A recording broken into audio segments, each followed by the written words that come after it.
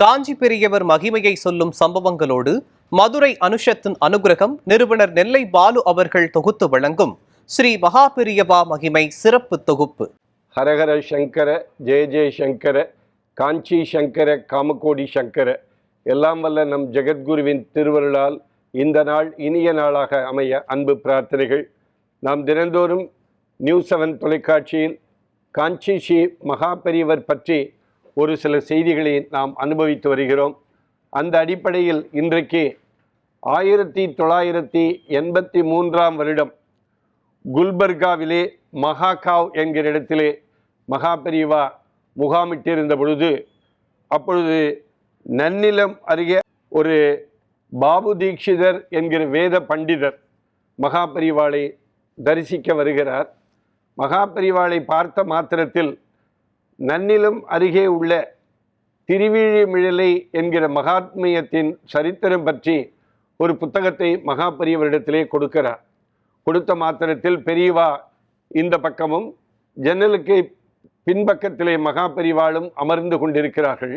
மகா பெரியவரை தரிசித்த மாத்திரத்திலே பாபு தீட்சிதர் மாதிரி திருவிழிமிழலை மகாத்மிய புத்தகத்தை பற்றி சொன்ன மாத்திரத்தில் பெரியவா நீ அதை படி என்று சொல்கிறார். எப்பொழுதுமே புத்தகத்தை படிப்பது என்பது, புத்தகத்தை பிறர் படித்து கேட்பது என்பது மகா பெரியவாளுக்கு ரொம்ப பிடிக்கும். அந்த அடிப்படையில் பாபு தீட்சிதர் 7:30 மணிக்கு ஆரம்பித்த அந்த திருவிழிமிழலை மகாத்மிய புத்தகத்தை படிக்க ஆரம்பித்து அது 11:30 மணி ஆகிவிடுகிறது. ஒரு 3-4 மணி நேரம் பெரியவா எல்லாவற்றையும் கேட்டுவிட்டு ரொம்ப அழகான புத்தகம் என்று ஆசீர்வதிக்கிறார். ஆசீர்வதித்து முடித்த உடனே பாபு தீட்சிதர் மகா பெரியவாடத்திலே ஒரு விஞ்ஞாபனம், ஒரு விண்ணப்பம், ஒரு வேண்டுகோள் பெரியவா என்று சொல்லி, என் பெண்ணுக்கு திருமணமாகாமல் தடை இருந்து கொண்டே இருக்கிறது, எப்பொழுதும் திருமணமாகும், பெரியவா நீங்கள் அனுகிரகம் காட்ட வேண்டும் என்று சொல்லுகிறார். உடனே பாபு தீட்சிதரை பார்த்து மகா பெரியவா இப்போ போயிட்டு ராத்திரி தூங்கிட்டு கார்த்தால எழுந்து வா, 8 மணிக்கு வா என்று சொல்லி அனுப்புகிறார். பக்கத்தில் இருக்கிற மடத்த ஆளிடத்தில் அவன் ஒன்றும் சாப்பிட மாட்டான், அதனால் பொரியை தயிரில் போட்டு கொடு, அவர் ரொம்ப ஆச்சாரமான குடும்பத்தை சார்ந்தவன் என்று சொல்லி அப்படி கொடுத்து அவரை அனுப்பி வைக்கிறார். காலையிலே பாபு தீட்சிதர் 8 மணிக்கெல்லாம் வந்து மகா பெரியவாடத்தில் சாஷ்டாங்கமாக நமஸ்காரம் செய்துவிட்டு, பெரியவா என் பெண்ணுக்கு திருமணம் ஆக வேண்டும் என்று சொன்ன உடனே க்ஷேமமாக இரு, சீக்கிரமாக நடக்கும், கவலைப்படாதே என்று சொல்லி அவருக்கு பிரசாதமெல்லாம் கொடுத்து பாபு தீட்சிதரை அனுப்பி வைக்கிறார். இவருக்கு ஒரு சந்தேகம், நேரே புறப்பட்டு சென்னைக்கு போகிறார்.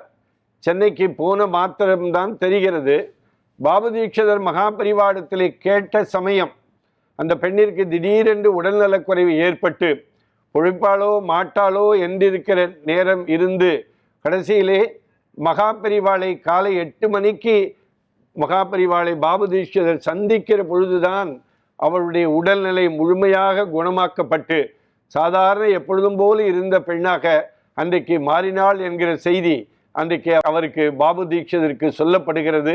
அப்பொழுதுதான் ஒரு இரவு நேரம் காலை 8 மணி வரை காத்திருந்து வந்து என்னை பார் தரிசி என்று சொன்ன மகா பெரியவாளுடைய மகோன்னதமான தன்மையை பெரியவா இதை தெரிந்து கொண்டுதான் இரவு வேண்டாம், காலை உனக்கு சொல்கிறேன், உன் பெண்ணிற்கு திருமணம் சீக்கிரமாகும், க்ஷேமமாய் இருப்பா, உன் குடும்பம் க்ஷேமமாய் இருக்கும் என்கிற ஆசீர்வாதத்தை பெரியவா இதை தெரிந்து கொண்டுதான் அந்த நேரத்திற்கு வர சொன்னார் என்பதை அன்றைக்கு புரிந்து கொண்டு சர்வ வியாபியான மகா பெரியவாளுடன் இந்த உலகத்திற்கு வழிகாட்டியாக விளங்குகிற மகா பெரியவாளினுடைய திருவுருவ படத்திலே சாஷ்டாகமாக விழுந்து பெரியவா பெரியவா என்று நமஸ்கரித்து அன்றைக்கு இருந்தார் என்பதாக சொல்லப்படுகிறது. அப்படிப்பட்ட மகோன்னதமான அந்த மாமுனிவரின் வாழ்க்கை வரலாற்றிலிருந்து ஒரு சில பகுதிகளை தினமும் அனுபவிப்போம். ஹரஹர சங்கர, ஜெய ஜெய சங்கர, காஞ்சி சங்கர, காமகோடி சங்கர.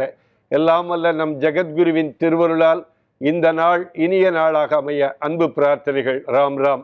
ஓம் ஸ்ரீ மகா பெரியவா திருவடிகளே சரணம்.